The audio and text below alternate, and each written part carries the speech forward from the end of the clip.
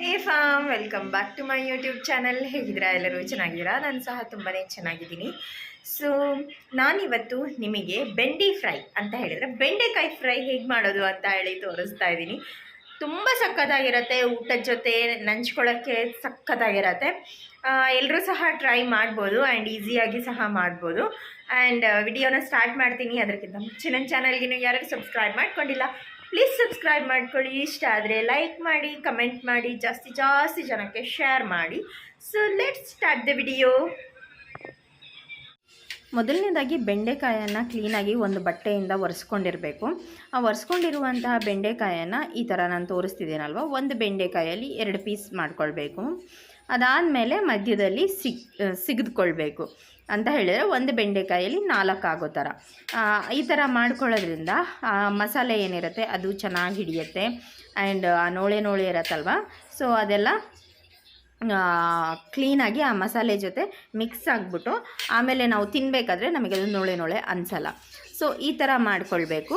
ನಾನಿಲ್ಲಿ ಒಂದು ಜಸ್ಟ್ ಒಂದು 100 ಗ್ರಾಮಷ್ಟು ಬೆಂಡೆಕಾಯನ್ನು ತೊಗೊಂಡಿದ್ದೀನಿ ಅಷ್ಟೇ. ಅದಾದ ನಂತರ ಒಂದು ಬೌಲಿಗೆ ಕಾರ್ನ್ಫ್ಲೋರನ್ನು ಹಾಕ್ಕೊಳ್ಳಿ. ಕಾರ್ನ್ಫ್ಲೋರ್ ಇಲ್ಲ ಅನ್ನುವಂಥವರು 1 ಚಮಚದಷ್ಟು ಮೈದಾ ಹಿಟ್ಟು, 1 ಚಮಚದಷ್ಟು ಅಕ್ಕಿ ಹಿಟ್ಟು, ಇದೆರಡನ್ನು ಸಹ ಮಿಕ್ಸ್ ಮಾಡ್ಕೊಳ್ಬೋದು. ಆವಾಗ ನಿಮಗೆ ಬೈಂಡಿಂಗ್ ಚೆನ್ನಾಗಾಗತ್ತೆ ಆ್ಯಂಡ್ ಪ್ಲಸ್ ಕ್ರಿಸ್ಪಿನೆಸ್ ಸಹ ಬರುತ್ತೆ. ಇದಕ್ಕೆ ನಾನು 1.5 ಚಮಚದಷ್ಟು ಖಾರದ ಪುಡಿನ ಹಾಕ್ಕೊತಾ ಇದ್ದೀನಿ.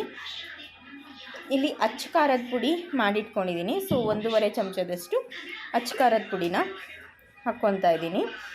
ಇದಕ್ಕೆ ಏನು ಕಲರ್ ಹಾಕೋದು ಬೇಡ, ಏನು ಬೇಡ, ಅದಾಗಿಯೇ ಖಾರದ ಪುಡಿನಲ್ಲೇ ಕಲರ್ ಬರುತ್ತೆ. ಒಂದು ಅರ್ಧ ಚಮಚದಷ್ಟು ಧನಿಯಾ ಪೌಡ್ರನ್ನ ಹಾಕ್ಕೊಳ್ಬೇಕು. ಸೊ ಧನಿಯಾ ಪುಡಿನೂ ಅಷ್ಟೇ ಮನೆಯಲ್ಲೇ ಮಾಡಿರೋ ಧನಿಯಾ ಪುಡಿನ ಯೂಸ್ ಮಾಡಿದ್ದೀನಿ.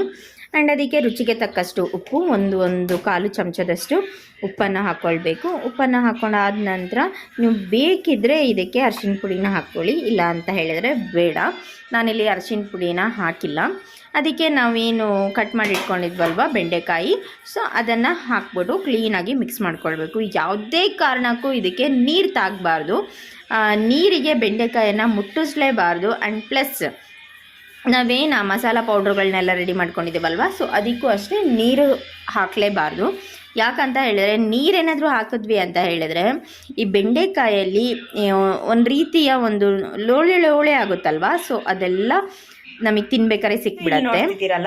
ಇದು ನಾನು ಅರ್ಧ ಗಂಟೆ ಪೌಡ್ರೆಲ್ಲ ಹಾಕಿಬಿಟ್ಟು ಮ್ಯಾರಿನೇಟ್ ಮಾಡಿಟ್ಟಿದ್ದೆ. ಸೊ ಅದಿದು ಕ್ಲೀನಾಗಿ ಎಲ್ಲ ರಸಕ್ಕೆ ಕ್ಲೀನಾಗಿ ಮೆತ್ಕೊಂಡಿದೆ.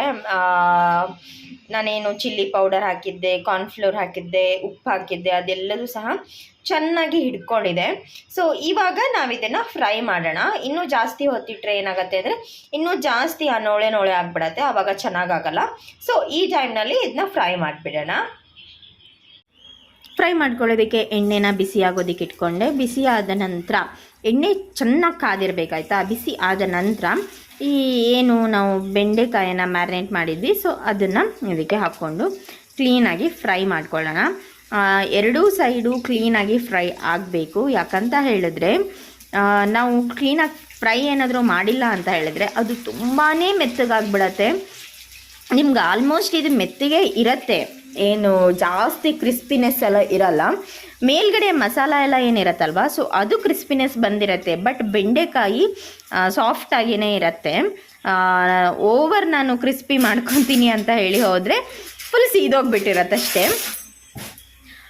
ಅದು ಯಾವುದೇ ಕಾರಣಕ್ಕೂ ಸೀದಬಾರ್ದು, ನಮಗೆ ಟೇಸ್ಟ್ ಇಂಪಾರ್ಟೆಂಟು. ಸೊ ಮೇಲ್ಗಡೆ ಮಸಾಲ ಎಲ್ಲ ಕ್ರಿಸ್ಪಿಯಾಗಿರುತ್ತೆ, ಅಡಿಗಡೆ ಬೆಂಡೆಕಾಯಿ ಮೆತ್ತಗೆ ಇರುತ್ತೆ. ಅಂದರೆ ಜಾಸ್ತಿ ಮೆತ್ತಗಿರಲ್ಲ, ಸ್ವಲ್ಪ ಮೆತ್ತಗಿರುತ್ತೆ. ಸೊ ಈ ಥರ ಎರಡೂ ಸೈಡು ಕ್ಲೀನಾಗಿ ಫ್ರೈ ಮಾಡ್ಕೊಳ್ಳೋಣ. ನೀವು ಫಸ್ಟಿಗೆ ಹೈ ಫ್ಲೇಮಲ್ಲಿ ಎಣ್ಣೆನ ಬಿಸಿ ಮಾಡ್ಕೊಂಡಿರ್ತೀರ, ಆಮೇಲೆ ಅದನ್ನು ಬಿಡಬೇಕಾದ್ರೂ ಅಷ್ಟೇ ಹೈ ಫ್ಲೇಮಲ್ಲೇ ಇರಬೇಕು. ಅದಾದ ನಂತರ ನೀವು ಇದನ್ನು ಲೋ ಫ್ಲೇಮ್ ಮಾಡಬೇಕಾಗತ್ತೆ. ಲೋ ಫ್ಲೇಮ್ ಮಾಡಲಿಲ್ಲ ಅಂತ ಹೇಳಿದರೆ ಅದೇ ಮೇಲ್ಗಡೆ ಮಸಾಲ ಎಲ್ಲ ಸೀದೋಗ್ಬಿಡತ್ತೆ, ಒಳಗಡೆ ಬೆಂಡೆಕಾಯಿ ಬೆಂದಿರಲ್ಲ, ಹಂಗಾಗ್ಬಿಡತ್ತೆ. ಸೊ ಅದಕ್ಕೋಸ್ಕರ ಆದಷ್ಟು ಅದನ್ನು ಲೋ ಫ್ಲೇಮ್ನಲ್ಲೇ ಕ್ಲೀನಾಗಿ ಫ್ರೈ ಮಾಡ್ಕೊಳ್ಳಿ. ಆ್ಯಂಡ್ ಇನ್ನೊಂದೇನು ಅಂತ ಹೇಳಿದರೆ ಇದು ತುಂಬ ಗಡಿಬಿಡಿಗಾಗುವಂತಹ ಅಡುಗೆ ಅಲ್ಲ. ಮ್ಯಾಕ್ಸ್ ಟು ಮ್ಯಾಕ್ಸ್ ಇದಕ್ಕೆ ಒಂದು 45 ಮಿನಿಟ್ಸ್ ಬೇಕಾಗತ್ತೆ. ಯಾಕಂತ ಹೇಳಿದರೆ ಬೆಂಡೆಕಾಯನ್ನು ಅರ್ಧ ಗಂಟೆನಾದರೂ ನೀವು ಮ್ಯಾರಿನೇಟ್ ಮಾಡಿಡಬೇಕಾಗತ್ತೆ.